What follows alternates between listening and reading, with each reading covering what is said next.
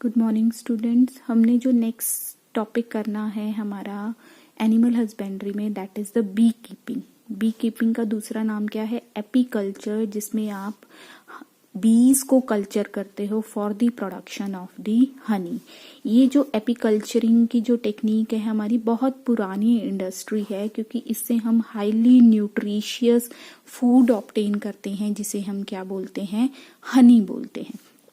तो काफ़ी न्यूट्रिशियस होता है हनी। इसमें ह्यूज अमाउंट ऑफ विटामिन्स होते हैं, जैसे विटामिन B1 होता है, B6 होता है, C, D भी मिलता है, और लार्ज अमाउंट ऑफ ग्लूकोज और सुक्रोज प्रेजेंट होते हैं। ठीक है, तो जो मेन जिसकी वजह से जो स्वीटनिंग टेस्ट आता है, इसके अंदर फ्रक्टोज प्रेजेंट होता है, इसलिए हमें हनी क्या है? मीठा लगता है। लेकिन nutritional value, huge amount of minerals और विटामिन भी इसके अंदर प्रेजेंट होते हैं। और इसका जो pH होता है अप्रोक्सीमेट 6.8 होता है। ठीक है, तो हनी प्रोडक्शन की जो हमारी इंडस्ट्री है वो बहुत पुरानी है। ये नहीं है कि अभी ही, लेकिन इसकी न्यूट्रिशनल वैल्यू की वजह से इसकी जो डिमांड है लगातार बढ़ती चली जा रही है। तो इसलिए ये लार्ज स्केल पर प्रोडक्शन शुरू हो जाती हैं। जो अलग अलग स्मॉल और लार्ज स्केल इंडस्ट्रीज बनी हुई हैं वो हनी प्रोडक्शन की बात करती हैं। तो अब हनी प्रोडक्शन करने के लिए आपके पास क्या कंडीशन होनी चाहिए कि आप एक ऑर्किड, मतलब ऐसे एरियाज में आप बी कीपिंग कर सकते हो जहां बहुत सारी झाड़ियां, शर्ब्स हों, बहुत सुंदर सुंदर फूल खिलते हों, ताकि क्या है, बीज नेचुरल तरीके से वहां से क्या है, नेक्टर कलेक्ट कर सकें और अपने बिहीव में, बिहीव का मतलब क्या होता है? अपने छाते में, जो छाता बनाती हैं मधुमक्खियां, उनमें वो इकट्ठा कर सकें। तो एक तो तरीका है आप नेचुरल वे में कल्टीवेशन करें बी की, ताकि किसी भी तरह की ह्यूमन एक्टिविटी वहां पे इंटरफेरेंस ना करे। दूसरा क्या है, आजकल आपने सुना भी होगा, जैसे लास्ट वीक न्यूज़पेपर में आता है कि कोई भी हनी हमारा क्या है, प्योर नहीं है, क्योंकि वो सिर्फ क्या है, शुगर सिरप से बनाया हुआ है, वो नेचुरल तरीके से नहीं बनाया गया है। तो हनी भी अगर आप क्या है, सिंपल शुगर सिरप बनाकर और उसको एक कंटेनर में बंद कर उसके अंदर मधुमक्खियां करोगे, तो वो क्या है, आपके पास हनी प्रोड्यूस करेंगी, क्योंकि वो तो अपने क्या है, फूड सोर्स से उसकी कन्वर्जन कर देंगी। लेकिन that honey is not nutritive in nature. तो नेचुरली हमें क्या है, ऐसे जगह पर हमें बी कीपिंग करनी चाहिए जहां बहुत सारे फ्रूट, ऑर्किड हो, बगीचा हो हमारे इनका फ्रूट्स का, ठीक है, या बहुत सारी झाड़ियां हों जहां पर फूल आते हैं, ताकि बी क्या है, नेचुरल तरीके से वहां से नेक्टर कलेक्ट कर सके। बहुत सारी स्पीशीज होती हैं हमारी हनी बी की, लेकिन कॉमनली जो इंडिया में पाई जाती है वो है एपिस इंडिका। इसके अलावा और भी होती है, एपिस फ्लोरिया होती है, एपिस डोरेस्टिका होती है। जो डोरेस्टिका जो मेनली है वो रॉक्स में मिलती है आपको, लेकिन हमारी हनी प्रोडक्शन के लिए जो बी होती है, that was the Apis indica. तो ये जो इंडिका है, ये हनी बी है, इसके अंदर 3 तरह की बीज मिलती हैं। एक होती है क्वीन, एक होती है वर्कर, और दूसरे होते हैं ड्रोन। तो जो बिहीव होता है हमारा, उसके अंदर 3 तरह की बीज मिलती हैं, क्वीन, वर्कर और ड्रोन। क्वीन जो है वो फर्टिलाइज्ड एग से जो बनेगी, फर्टिलाइजेशन के बाद जो प्रोड्यूस होता है, that was the queen, and it is the only one. कि फर्टिलाइजेशन के जो चांसेस हैं वो बहुत कम होते हैं। वर्कर्स क्या होते हैं, जो अनफर्टाइल, जितनी भी जो फर्टिलाइजेशन के बिना जो फीमेल्स प्रोड्यूस हो जाती हैं, तो उसको पार्थिनोजेनेसिस से जो वर्कर्स, जो फीमेल्स बन रही हैं, उन्हें हम क्या बोलेंगे? वर्कर्स बोलेंगे। और ड्रोन क्या होता है? मेल। तो क्वीन का नंबर बहुत कम होता है, 1, 2 होता है। Workers are huge in number. In beehive में सबसे ज्यादा नंबर किसका होता है? वर्कर्स का। और ड्रोन क्या होते हैं? अप्रोक्सीमेट 200 to 2000 के आसपास इनका नंबर होता है। तो फर्टिलाइजेशन के बाद जो प्रोड्यूस होएगा वो होती है क्वीन, लेकिन जो हनी प्रोड्यूस करने वाले हैं वो सारे कौन हैं? वर्कर्स हैं। ठीक है, तो जो बी कीपिंग है या हम कहें हमारी जो एपीकल्चर है उसको कल्चर का मतलब बेटर प्रोडक्शन इंक्रीज करने के लिए, क्योंकि हमारा मकसद क्या है कि हमारी जो डिमांड है, अब जैसे हम कह रहे हैं डिमांड बढ़ती चली जा रही है, तो हमें नेचुरल तरीके में ही इस तरीके की प्रोडक्शन करनी पड़ेगी कि वो इंक्रीज हो जाए। हमने क्वालिटी को डिक्रीज नहीं करना। जैसे लास्ट वीक न्यूज आ रही थी कि जितनी भी ब्रांड है हमारे इंडिया में हनी के, दे यूज ओनली शुगर सिरप से बनाया गया है। तो ऐसे नहीं, हमने क्वालिटी को डिक्रीज करके प्रोडक्शन नहीं बढ़ानी है, क्वालिटी के साथ साथ हमने क्वांटिटी को बढ़ाना है। तो हमें किन किन बातों का ध्यान रखना पड़ेगा ताकि हम बी कीपिंग में प्रोडक्शन को बढ़ा सके। तो सबसे पहले knowledge of nature and habits of the bees. हमें मधुमक्खियों के जो हैबिट हैं वो कहाँ कहाँ घूमती हैं, कौन कौन से फ्लावर से वो नेक्टर कलेक्ट कर रही हैं, तो उस नेचर को समझना पड़ेगा ताकि हम उन फ्लावर्स के ऑर्किड बना सके और अपनी बी की प्रोडक्शन को बढ़ा सके। दूसरा, selection of suitable location for keeping the beehive. हमें ऑर्किड में साथ साथ बहुत सारे ऐसे एरियाज बनाने पड़ेंगे ताकि जहां पर बीहिव बनाया जा सके, जो मधुमक्खियां हैं वो अपना छाता बना सके विदाउट ह्यूमन इंटरफेरेंस।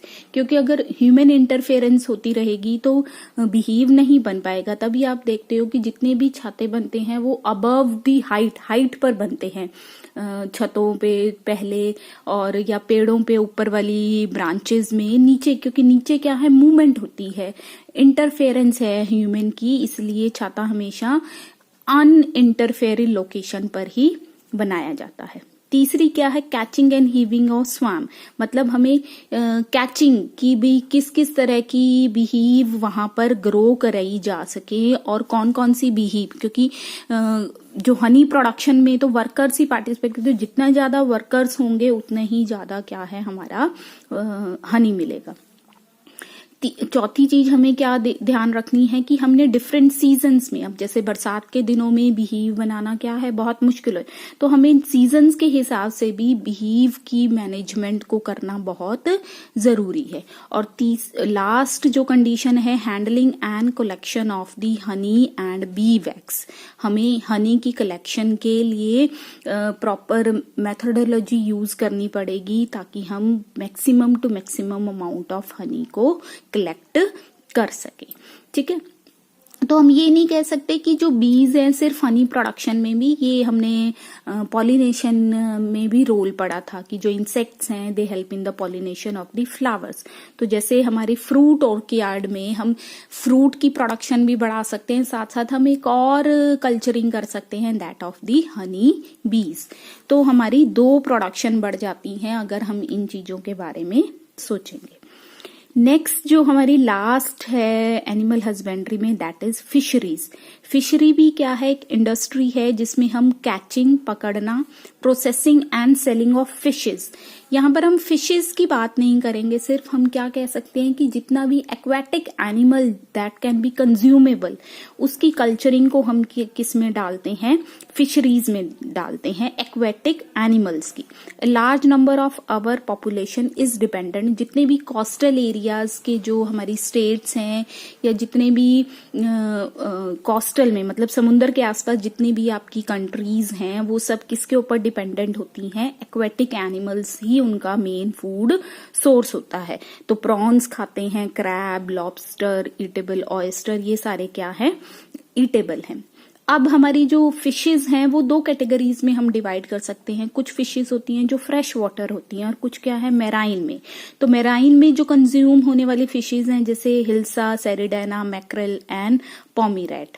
जबकि आपकी जो फ्रेश वाटर में जैसे आपकी जो रिवर्स वगैरह में या लेक्स में, पॉन्ड्स में मिलती हैं वो कैटल क्या, रोहू और कॉमन कार्प है। तो ये कुछ हैं ईटेबल वैरायटीज हमारी फिशेज की दे रखी हैं। तो फिशरी क्या है, हमारे इंडिया की बहुत बड़ी इकोनॉमिक को सपोर्ट करती है, क्योंकि ये बहुत सारे फिश, जितने भी आपकी कोस्टल स्टेट्स हैं उनमें क्या है, मेजर जो आपका एम्प्लॉयमेंट है वो क्या है, फिशरमैन का ही है। वही फिशरमैन को ही हम वहां के क्या बोलते हैं, फार्मर्स बोल रहे हैं। तो लगातार जो फिशरी की डिमांड हो रही है तो उसके लिए हमें क्या है, नए नए मेथड्स अपनाने पड़ रहे हैं ताकि हमारी फिशेस की प्रोडक्शन को बढ़ाया जा सके। ठीक है। तो इसके अलावा अब जैसे हम कह रहे हैं पिसीकल्चर या हम कहें aquaculture, aquaculture culturing of the fishes, है ना। इसके अलावा एक और होती है, इसी को मतलब जब हम मिल्क प्रोडक्शन की बात कर रहे थे तो वहां पर हम वाइट रेवोल्यूशन की बात करते थे कि जब हमारी काउ बफेलो की मिल्क प्रोडक्शन इंक्रीज हो रही थी, that led to the white revolution.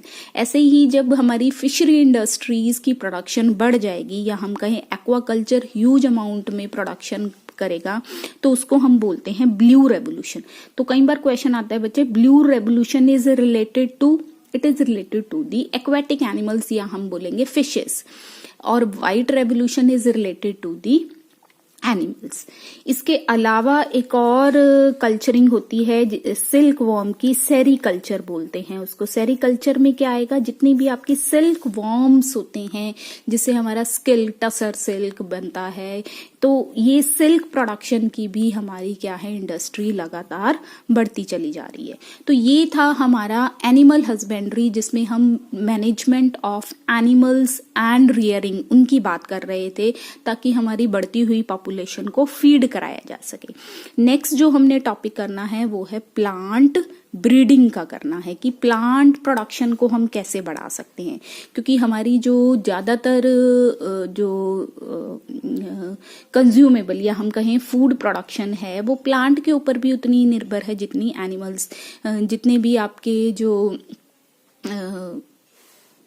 ज्यादातर हमारी जो कंज्यूमेबल आइटम्स हैं that are obtain from the plant, जैसे हम कहें वेजिटेबल्स हो गए या हमारे ग्रेन्स हो गए, सीरियल्स हो गए, ये सारे। तो प्लांट की प्रोडक्शन को हम किस में करते हैं, ग्रीन रेवोल्यूशन में। तो यहाँ पर भी कंडीशन वही रहेगी बच्चे कि भी ग्रीन रेवोल्यूशन की प्रोडक्शन हमने बढ़ानी है, keeping mind in quality, quality को भी आपने उतना ही मेंटेन करना है ताकि हमारी बढ़ती हुई पॉपुलेशन को फीड कराया जा सके। तो ग्रीन रेवोल्यूशन की वजह से हमने बहुत सारी हाई यील्डिंग और डिजीज रेजिस्टेंस वैरायटी बना ली हैं, वीट की, राइस की और मेज की। तो अब इस में हम पढ़ेंगे कि कैसे हम प्लांट ब्रीडिंग करते हैं। जो प्लांट ब्रीडिंग है, हम ये नहीं कहेंगे कि ये नई टेक्नोलॉजी है, ये बहुत साल पुरानी 11,000 ईयर पुरानी हमारी टेक्निक है खेती, उसको उगाने का, उसे, लेकिन लगातार हमारे एनवायरनमेंट में जो चेंजेस होते चले जा रही हैं तो उसकी वजह से डिजीज की जो कंडीशंस बढ़ती चली जा रही हैं, या हम कहें ड्रॉट है, कहीं पर सूखा हो रहा है, कहीं पर फ्लड आ रहे हैं।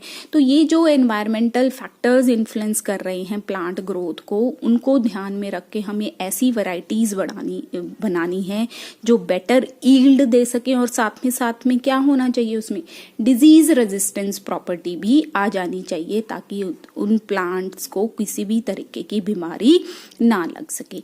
तो जैसे हमने एनिमल ब्रीडिंग करा था ऐसे ही हम प्लांट ब्रीडिंग करेंगे।